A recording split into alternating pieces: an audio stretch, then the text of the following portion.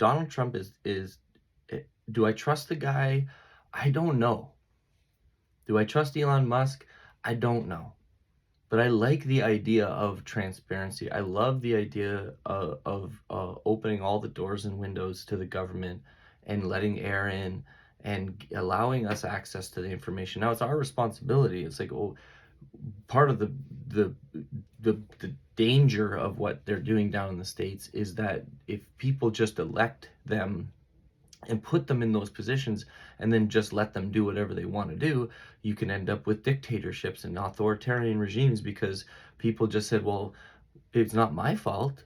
I just elected him. I was hoping he'd do something more. Well, it's like just voting is not enough, people. You can't just vote and then say like, oh, it's Donald Trump's fault, or it's Poilievre's fault, or it's Mark Carney's fault, or it's Mitch's fault, or no, no, no.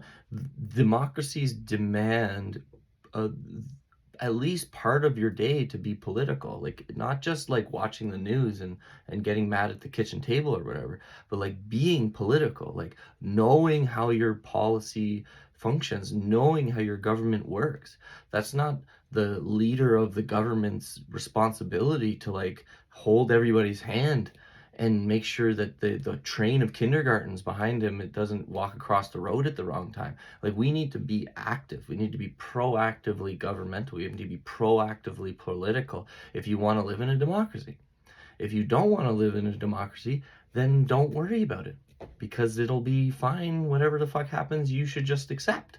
If you don't want to go to your meetings, if you don't want to read the papers, if you don't want to talk to your journalists, if you don't want to learn the laws, if you don't want to understand your taxes, if you don't want to do any of the stuff that has to go, that comes along with being in a democracy, then you won't live in one. And if you don't live in one, then honestly, your rights and your liberties will be severely truncated by the system. It won't listen to you because it doesn't care. You would become a functioning aspect of a system. You would become like a cog in the machine. You would not have the liberty that would come with political activation. That's just one part of the whole thing. Now, like Mark Carney, who you might have